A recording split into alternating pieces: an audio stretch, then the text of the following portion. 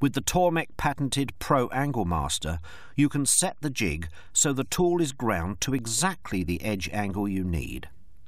This method is especially useful for wood chisels and wood carving tools, where it is important that the edge angle is ideal for each application.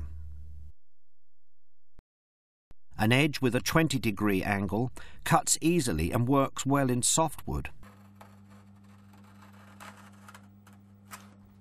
but it will not withstand the work in harder wood,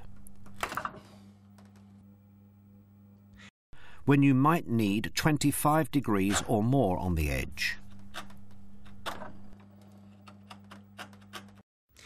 If you use a mallet, you might need a 30-degree edge angle to withstand the even tougher work.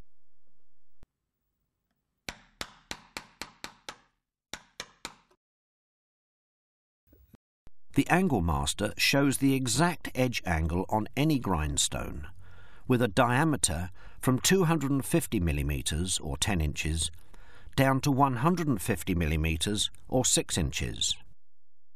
You just set the compensator according to the diameter of the stone.